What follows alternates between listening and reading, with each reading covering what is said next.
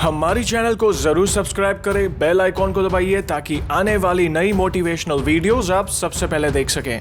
एक व्यक्ति था, उसके 3 मित्र थे। एक मित्र ऐसा था जो सदैव साथ देता था, एक पल एक क्षण भी बिछुड़ता नहीं था। दूसरा मित्र ऐसा था जो सुबह शाम मिलता। तीसरा मित्र ऐसा था जो बहुत दिनों में जब तब मिलता था। एक दिन कुछ ऐसा हुआ कि उस व्यक्ति को अदालत में जाना था किसी कारणवश और किसी को गवाह बनाकर।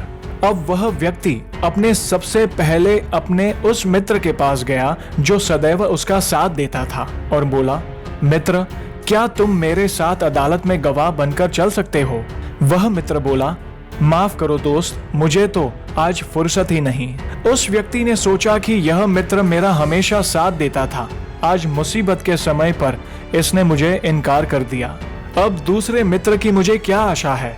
फिर भी हिम्मत रखकर दूसरे मित्र के पास गया जो सुबह शाम मिलता था और अपनी समस्या सुनाई।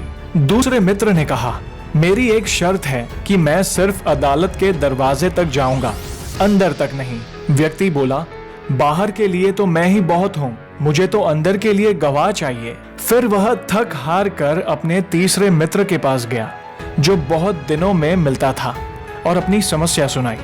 तीसरा मित्र उसकी समस्या सुनकर तुरंत उसके साथ चल दिया। अब आप सोच रहे होंगे कि वो 3 मित्र कौन हैं?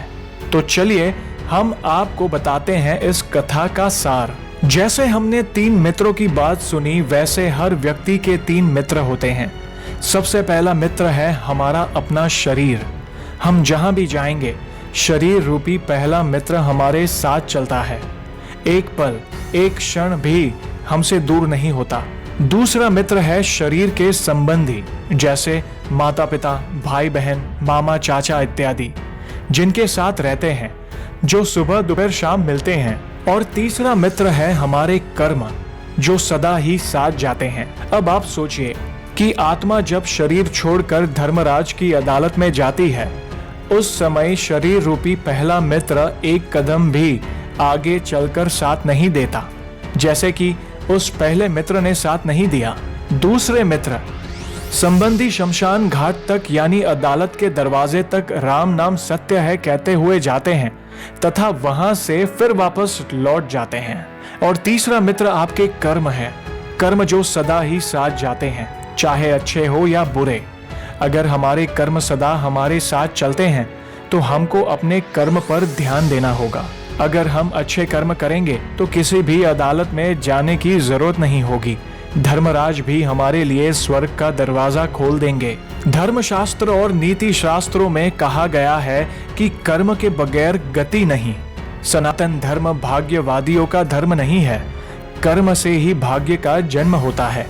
वेद, उपनिषद और गीता तीनों ही कर्म को कर्तव्य मानते हुए इसके महत्व को बताते हैं। यही पुरुषार्थ है।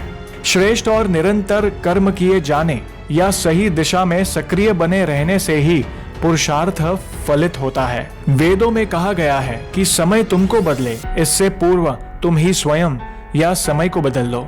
यही कर्म का मूल सिद्धांत है, अन्यथा फिर तुम्हें प्रकृति या दूसरों के अनुसार ही जीवन जीना होगा।